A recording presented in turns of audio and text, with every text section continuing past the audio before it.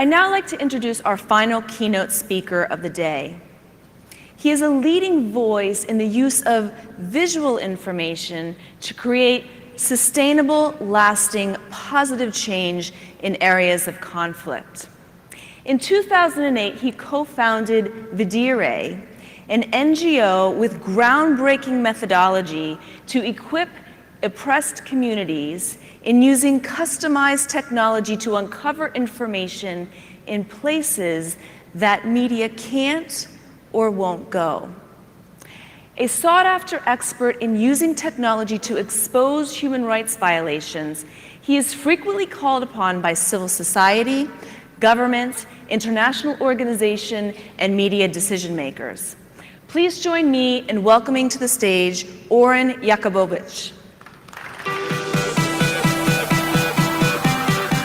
Hi, what a wonderful introduction. I don't know if I should speak now. I'm probably going to ruin it. 2014 was a very bad year for freedom and to the ones that want to see more open and liberal world. The invasion of Russia into the Ukraine, the drawback of any democratic gains in Egypt. In Turkey, President Erdogan, with his ongoing fight against freedom of press and human rights defenders, DRC cutting the internet and mobile communication, and further centralization of power in China. This is just a few examples of the fight on freedom. It is against this backdrop that my organization, Videre, is developing new tools and models to prevent human rights violation. We give oppressed community the ability to change their reality.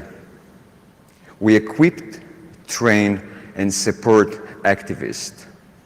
We are building sustainable network that using cameras, mostly hidden ones, to obtain original video materials in places media can't or won't go. We are watching the watchers. We are breaking the traditional power structure between citizens and governments and giving these communities the ability to hold the government accountable. I want to start with a story that will reflect later on about the current security situation that we are facing. 6 years ago, I landed in an African country. I had in my bags 200 hidden cameras. This was a friendly country, a democracy, but its neighboring country was a dictatorship. My aim was to get these cameras into the hands of the human rights activists in this country. They needed it to document the abuses that they are suffering from the regime. The morning after, an activist drove with a car from that country. We met, we drove together to the closest garage. We took the air out of the spare tire and we filled the hidden cameras inside this tire and we drove to the border. Obviously, we've been very anxious and afraid about what's going to happen, even though we scoped the border before.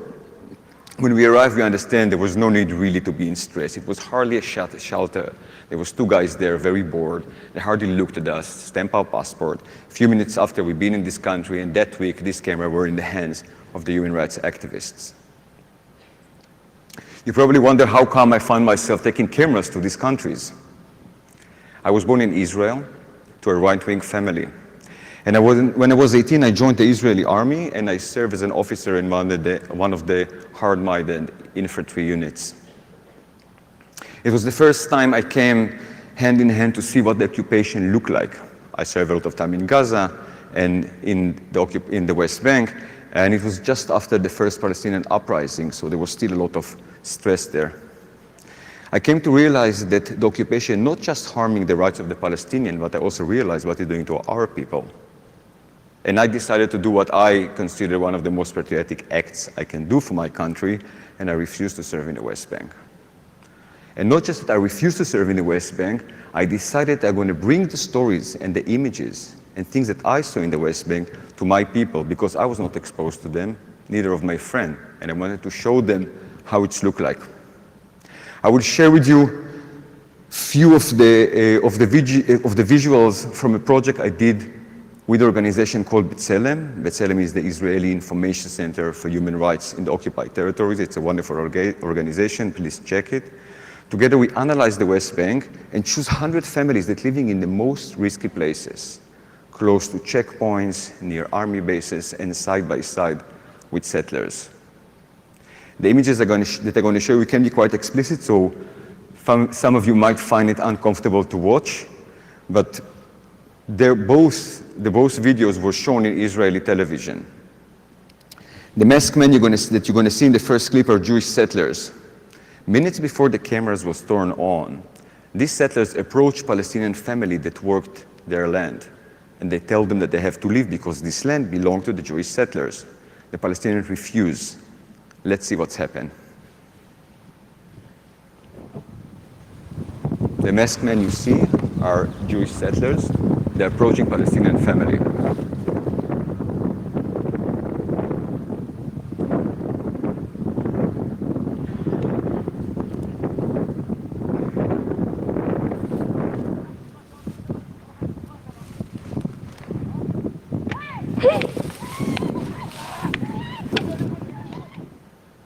This clip is from demonstration in the West Bank. The guy in green going to be arrested. The guy in the middle going to be arrested in a second. You will see him blindfolded and handcuffed. He's going to be shot in the feet with the rubber bullet.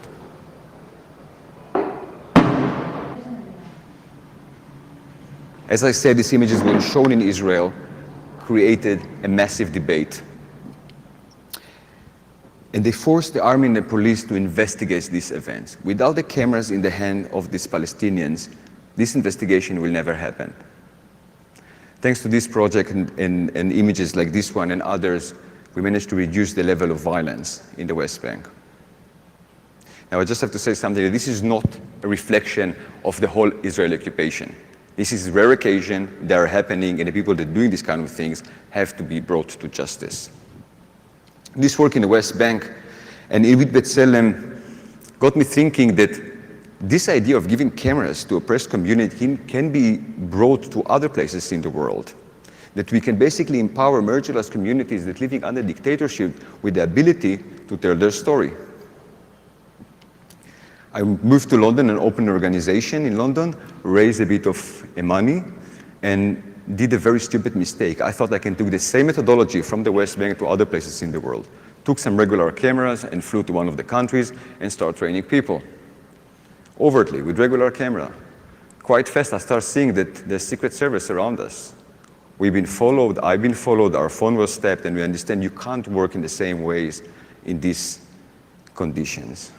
I wasted all the money that we raised, went back to London. My board and my donors was very, very angry about me, but we had to take it back and understand how we can really come with much more sophisticated methods to be able to address the security in these conditions. This is how we came to develop our model, the Videre model. Every project that we are starting is starting with an in-depth research, understanding which images are missing, which stories are not making it out from these areas. We're understanding who are the people that are in place that are able to film these images and where these images should go to create a positive change. Then we partner with the groups on the ground and we start giving them training. Now our partners are working in high-risk environment, risking their life. This is why security is one of the most important things for us. We're using code names, we're building cell-based structures, we're not passing information through the internet, everything is happening physically. And we also give them hidden cameras to be able to film in a secure way. We're buying cameras off the shelf, we're breaking them apart, and we're putting the technology inside things they can carry in the environment that they are working in. A lot of the people that we're working with have hardly nothing. So sometimes we're putting this technology inside stones and inside wood, inside clothes that they are wearing, inside bags that they are carrying. Anything that they can take in their environment without the attention of the one that they're trying to film. Thing that will blend in the environment. But security, of course, is going way beyond just filming with hidden cameras. Before we're doing any operation, we're understanding and analyzing the risk of every location, and we're building a backup plan to make sure that if something goes wrong, we have solutions. After we're getting the footage from the ground, we are focusing on verification. Verification is extremely important. If you don't understand the footage thoroughly and understand what it is happening there and all the context around it, we can't really use it. That's why we're training the people that we are working with how to film the location in a way that we can identify it. Filming a road sign, building, watches, papers, so we can then see where it is.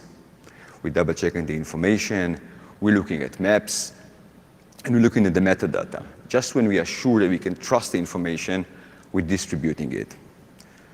Now, no story, for our point of view, worth nothing if it doesn't create an impact on the ground.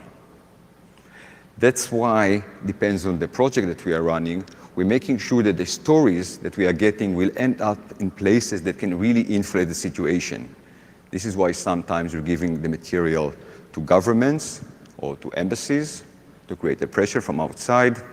Sometimes working with lawyers to use this evidence, to use these materials as evidence in court.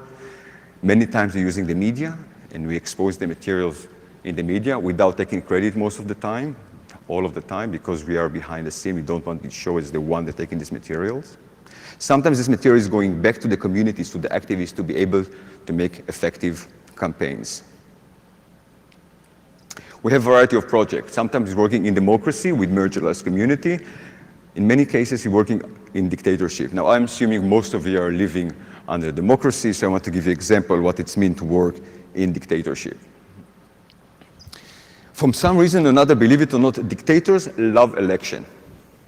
It is important for them. It's important for them to show that they've been basically elected by the people. And they will do everything in their hand and in their power, practice all the power that they have to make sure that they will win in the election day. This is why election is a good framework for us to work around. Now, when I'm talking about election, I'm not talking just filming the day and seeing if there was a corruption during the election. This regime sometimes spend months, sometimes years to prepare to this election. And we want to be there to understand what methods they're using to oppress the community. One of our first and biggest projects was in one of the dictators in Africa. I obviously am not saying names of countries for the security of the partners that we are working with, but this was one of the dictators, one of the last dictators that's still holding on in the last 35 years. In this country, we built an undercover network, so 200 people that were spread across the country in cell-based structure. These people filmed what the regime did to make sure they secured the votes. They use a variety of methods. They used to push the agenda through churches. They use political motivated militia to intimidate people. They hitchhiked food supply that came from other countries as a support and didn't give it until the people will sign up that they're going to vote for them. They gathered them together in villages when they thought nobody's seeing and told them that they know who they are and they're going to take revenge if they're not going to vote for the right party. I want to show you an example of clip how it's looked like from inside, how this intimidation mechanism worked.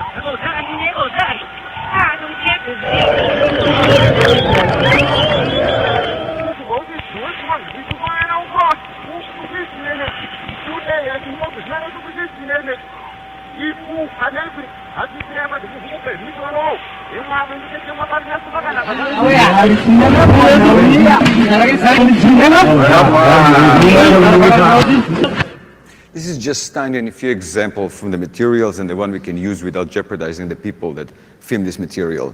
Now, these images were broadcast all over the world.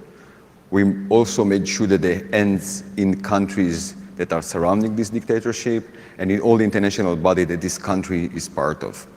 But most importantly, we broadcast these images and the sound of these images back to the community, because these perpetrators that are working in the rural areas, sure that nobody sees them. They think they can go there and do whatever they want. And suddenly, when they hear their voices in the radios, in the station where they're practicing and doing this event, they got scared. The impunity was broken. They realized that somebody is following them. And this immediately reduced the violence in this area. So thanks to this project and thanks to these wonderful activists, we managed to create an election that was not free, but it was not violence, and people were not killed during this election. We continue to use all kinds of creative ways to take cameras and equipment into countries and story out, but it's getting harder and harder. I came here after I was traveling in 8 countries in the last month. In all of them, they scanned my fingerprints and took my picture of my face. So now my information is in the hand of all this government. Many of them, of course, are not really sympathizing with what we are doing. The checkpoint that I used to pass 6 years ago very easily now have the same equipment, and we cannot pass this way anymore. As our movement becoming more scrutinized and the risk is getting bigger, just last year 200 journalists was arrested. This is the second highest number recorded by the Committee to Protect Journalists in the last year or since they're doing their tallies. We are not journalists, but we are facing the same risk, if not higher. Since 2008, when we launched Videre, we trained more than 500 activists that carrying hidden cameras and filming across few countries. With a budget that less of £1 million that got to us with a generous donation of high network individuals and foundation, we continue to bring stories out from this location, from places that media can't or won't go, or other organizations find it very, very hard to operate. As the risk getting higher, the need is getting bigger. In the last days here, I realized that security and privacy are actually twin brothers. They're going hand in hand. I might know a lot about security, but I don't know much about privacy.